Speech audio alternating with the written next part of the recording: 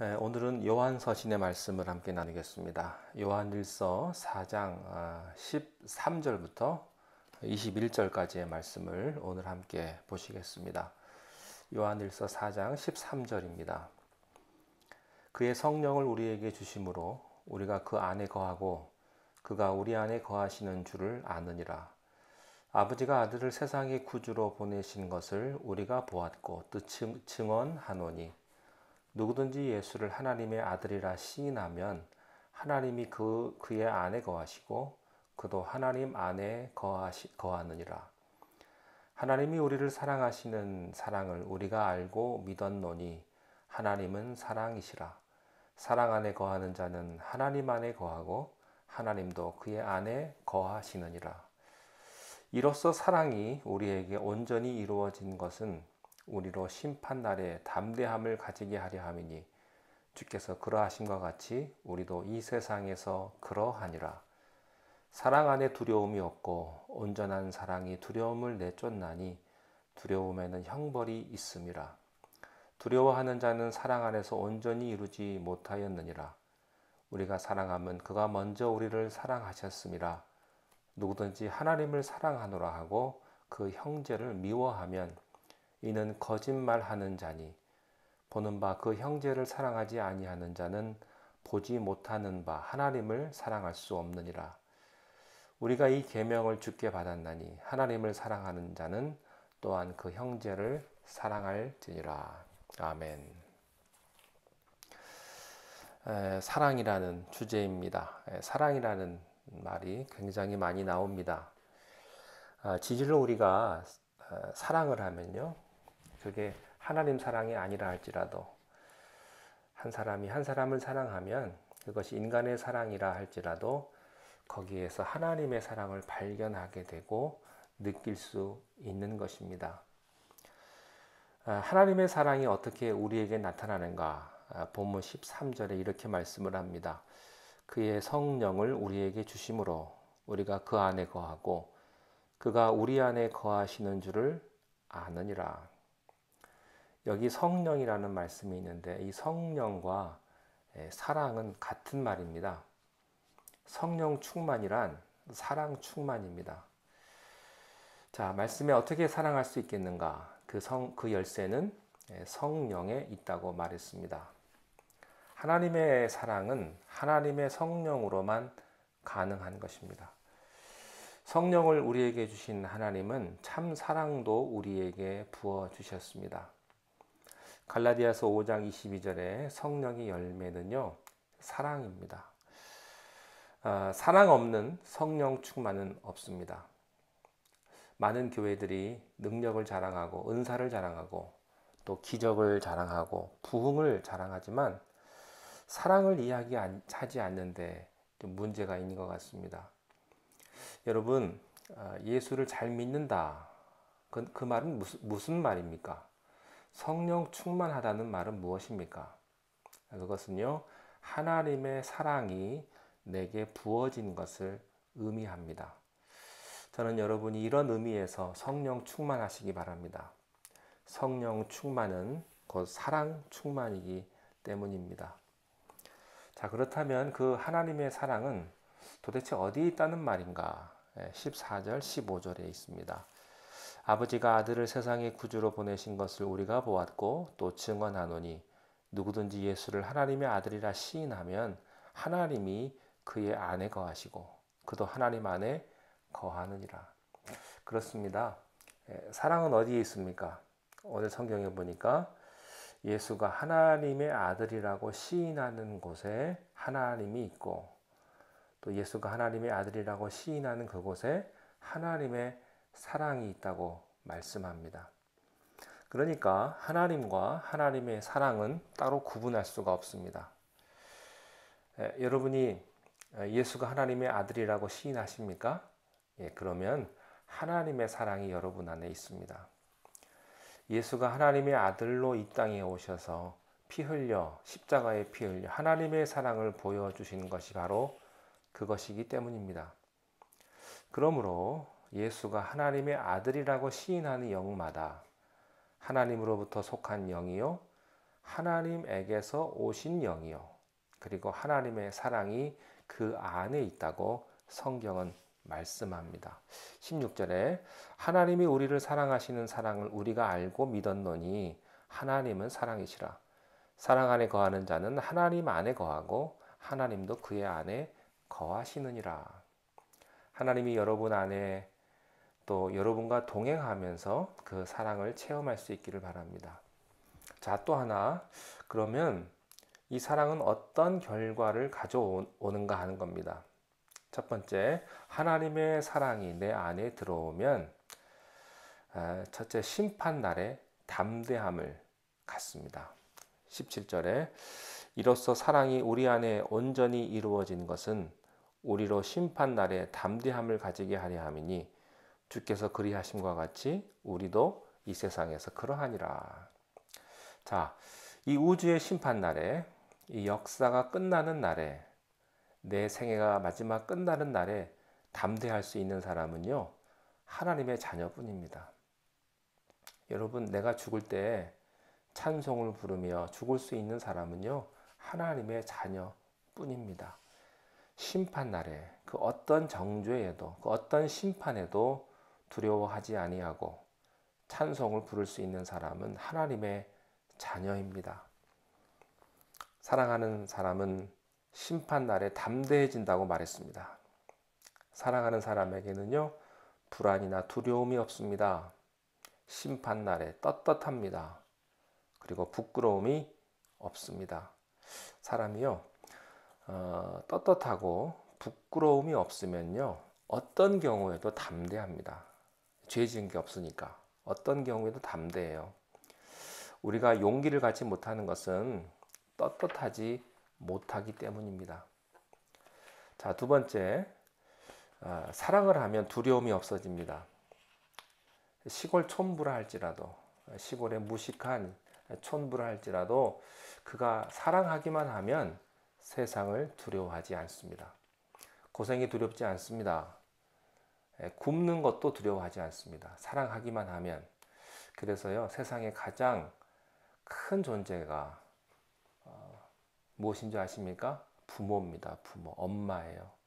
왜냐하면 사랑하기 때문입니다. 현대인의 무서운 공포는 두려움입니다. 이 두려움에는요, 대상이 있는 두려움이 있고 대상이 없는 두려움이 있습니다. 대상이 없는데도 불안하고 쫓기고 잠 못 이루고 또 초조하며 살아갑니다. 많은 것을 가지고 있지만 권력도 있고 돈도 있고 하늘을 나는 새도 떨어뜨릴 그런 힘이 있을지 몰라도 그의 마음은 불안하고 초조하고 쫓길 수 있습니다. 왜 그렇습니까? 사랑이 없기 때문입니다. 사람에게 왜 두려움이 있습니까? 성경은 이렇게 말합니다. 형벌이 있기 때문이다. 무력으로, 재물로, 또 힘으로 다 물러났다 할지라도 내 양심은 말하는 것입니다. 그것은 막을 길이 없는 것이죠. 성령의 음성은 막을 길이 없는 것입니다. 무서운 죄책감이 듭니다. 아무리 술을 먹고 아무리 합리화해도 내 마음의 불안은 어찌할 수가 없는 거죠. 그래서 약을 의지하기도 하고 알코올을 의지하기도 하는 것입니다. 자, 그렇지만 18절을 한번 보시기 바랍니다. 사랑 안에 두려움이 없고 온전한 사랑이 두려움을 내쫓나니 두려움에는 형벌이 있음이라. 두려워하는 자는 사랑 안에서 온전히 이루지 못하였느니라. 진정으로 사랑하는 사람의 얼굴을 보면 떳떳하고 순진하고 또 기쁨과 능력과 확신에 가득 차 있는 것을 봅니다. 여러분, 사랑하는 사람하고요, 미워하는 사람의 얼굴을 한번 보십시오. 다르죠? 분명 다릅니다. 여러분의 얼굴은 어떻습니까? 사랑하는 사람의 얼굴입니까? 미워하는 사람의 얼굴입니까? 혹시 쫓기고 있습니까? 두려운 참새처럼 내일의 운명을 알 수 없는 그런 불안에 혹시 쫓기고 있지는 않습니까? 사랑하십시오. 사랑하면 오늘 밤에 잠을 잘 잘 것입니다. 용서하세요. 편안하게 깊은 잠을 자게 될 것입니다. 마음속의 모든 불안이 그림자가 사라지고 말 것입니다. 그리스도인이란 결코 불안해하지 않습니다. 자, 네 번째, 그러면 이 사랑의 근거는 무엇인가? 19절에 보면 우리가 사랑함은 그가 먼저 우리를 사랑하셨습니다. 그가 먼저 우리를 사랑하셨기 때문에 우리가 사랑할 수 있다. 여러분, 종이 울리기까지는 종이 아니듯이 사랑을 주기까지는 결코 사랑이 아닙니다. 하나님의 사랑이 부어지기 전까지는 내게 사랑이 아닙니다. 사랑은 조건 없이 주는 것입니다. 그 사람을 위해 바치는 것입니다. 사랑은 나만을 생각하는 것이 아니라 그대만을 생각하는 것입니다. 여러분, 그 사람에 맞는 사랑을 해보세요. 그 사람이 좋아하면 나도 좋아하고, 그 사람이 싫어하면 나도 싫어하면 돼요. 그런데 사람들은 사랑을 하는데 내가 좋아하는 거 안 좋아해 주니까 사랑하지 못하고, 내가 싫어하는 거 그 사람도 싫어하지 않으니까 사랑 못한다는 겁니다. 그렇지 않습니다. 여러분, 그 사람 맞춰가지고 그 사람이 좋아하는 음식이 있으면 그 사람 음식도 좀 맞춰주고, 그 사람이 좋아하는 음악이 있으면 그 사람 좋아하는 음악도 좀 맞춰주고, 그 사람이 좋아하는 운동이 있으면 그 사람이 좋아하는 운동도 같이 해주고, 그렇게 하는 것이 사랑이죠. 갈등 중에 최고는요, 고부간의 갈등일 것입니다. 이게 심각합니다. 못 견디겠다는 거예요. 시어머니를. 며느리를 못 봐주겠다는 겁니다. 그래서 고부간의 갈등을 느끼는 분들에게 제가 물었습니다. 그 남편이, 당신 남편이 그 어머니를 사랑하냐고. 그러니까 이렇게 말합니다. 며느리가. 자기야 사랑하죠. 남편이니까. 자기 엄마니까, 아들이니까. 당신 남편을 사랑하냐고 묻습니다. 그러면 자기 남편도 사랑한다고 합니다. 그러나 절대로 시어머니는 사랑할 수 없다고 말합니다. 너무 비인격적이고 말도 안 되는 얘기만 골라서 하기 때문에 남편은 사랑하지만 시어머니는 사랑할 수 없다. 여러분의 남편이 사랑하는 사람이라면 여러분의 시어머니도 사랑하셔야 합니다. 그게 사랑입니다. 자기 유익을 위해 사랑하는 것은 사랑이 아닙니다. 그 사람 좋은 걸 내가 다 하는 겁니다. 자존심 다 버리고 하는 겁니다. 사랑하는 사람이 좋다면 나도 사랑하는 겁니다. 하나님이 우리를 그렇게 사랑하셨습니다. 하나님의 방법으로 우리를 하나님 사랑했다면요, 우리는 구원받을 수 없습니다. 하나님은 사람이 이해할 수 있는 방법으로 사랑해 주셨습니다. 그분이 예수 그리스도이십니다. 예수 그리스도는 인간이 되어 주셨습니다. 여자의 몸에서 태어났고 인간의 고통을 알고 인간의 모든 처지를 아신 그분이 인간이 되어서 인간의 처지에서 사람의 배신을 받으며 사람에게 채찍을 맞으며 사람에게 침뱉음을 받으면서 그렇게 우리를 사랑한 겁니다. 이것이 하나님의 사랑법입니다. 그런데 우리 사랑은 자꾸 내 수준으로 자꾸 오라는 겁니다. 내 고상한 방법으로 네가 오라는 얘기입니다. 그렇기 때문에 그 사랑은 좌절하고 절망하고 열매가 없죠. 하나님이 우리를 먼저 사랑해 주셨습니다. 그래서 우리가 그 사랑을 받고 이제 우리도 사랑할 수 있게 된 것입니다. 자, 이제 마지막으로 이 사랑을 어떻게 확인을 할 수 있는가? 20절, 21절입니다.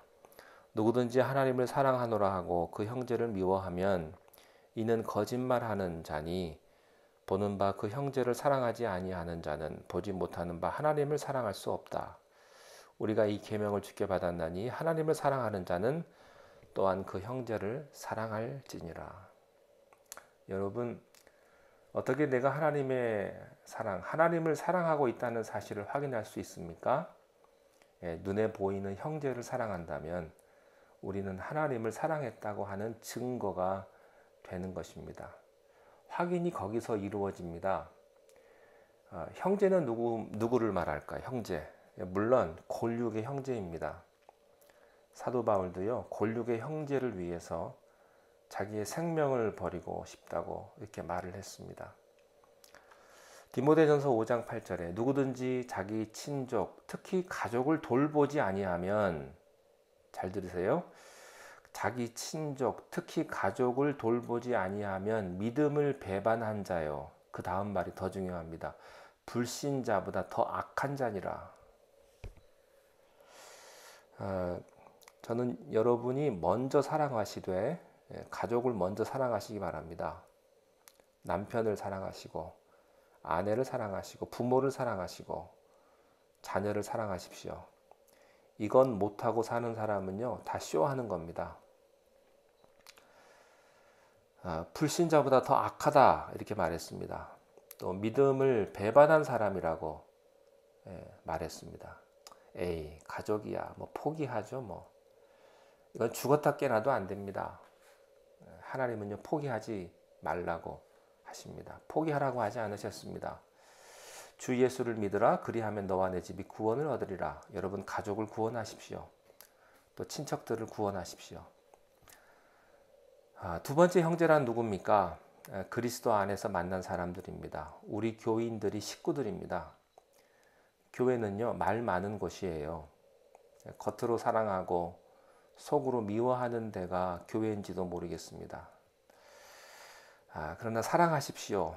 교인들을 용납하십시오. 뭐 사랑한다는 게 별게 있나요? 사랑한다는 거 별거 없고요. 허물을 감춰주면 되는 것입니다. 그 사람의 약점과 단점을 대신 짊어지면 되는 겁니다. 비판하라고 보여준 것이 아니라, 여러분, 누가 내 허물을 얘기할 때 그것을 비판하라고 이야기해 준 게 아니고요.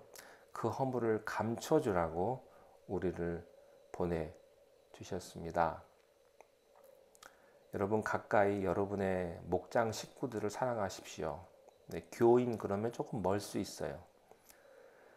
그러나 여러분 옆에 있는 목장 가족들, 옆에 앉은 사람들을 사랑하십시오. 떡도 좀 떼시고요. 맛있는 거 있으면 좀 갖다도 주고요. 좋은 데 있으면 같이도 가고요. 여행도 좀 가십시오, 함께. 그리고 뜨겁게 사랑하십시오. 나와 상관없는 사람에게 냉수 한 그릇을 주십시오. 복음을 받지 못한 사람에게 복음을 주십시오. 어떻게 사랑하면 좋겠습니까? 오늘 마지막에 보면은 이 계명이라는 말이 나와요. 우리가 이 계명을 주께 받았는데 하나님 사랑하는 자는 또한 그 형제를 사랑하는 사람이다. 여러분, 쉽게 사랑하십시오. 큰 사랑부터 하는 거 아니고요. 작은 것에서부터 시작합니다. 사랑은요, 좋은 감정입니다. 좋은 감정. 그 사람 보고 웃으세요. 인상 쓰고 있지 마시고 자꾸 웃으세요. 그리고 좋은 말을 하세요. 축복을 빌어주십시오. 그리고 좋은 말을 해주세요. 여러분, 내일 주일 교회 오실 텐데 교회 오셔서 험악한 얼굴 하고 계시지 마시고요. 일부러 좀 웃으십시오. 좋은 표정을 보여주십시오. 사랑은 작은 시작입니다. 베푸는 겁니다. 능력이 있으면 베풀어 주십시오. 시간도 베풀고 돈도 베풀고 있는 것 형편대로 여러분이 베풀면 그 사랑이 곧 하나님의 사랑이다 한 말씀입니다. 하나님의 사랑이 여러분 모두에게 함께 하시기를 바랍니다. 기도하겠습니다. 하나님, 우리가 이 계명을 받았습니다. 하나님을 사랑하노라 하고 그 형제를 미워한다면 거짓말하는 사람이라고 하셨고, 형제를 사랑하지 아니하는 자는 하나님을 사랑할 수 없다는 말씀도 우리가 들었습니다. 우리가 하나님을 사랑한 것처럼 우리 이웃도 우리 형제도 사랑하게 하시고, 내 안에 부족함을 아시는 주님께서 우리들에게 선한 마음 주시고 좋은 말을 허락하시고 좋은 표정도 지을 수 있는 그런 넉넉한 마음을 우리에게 허락하여 주시옵소서. 예수님 이름으로 기도하옵나이다. 아멘.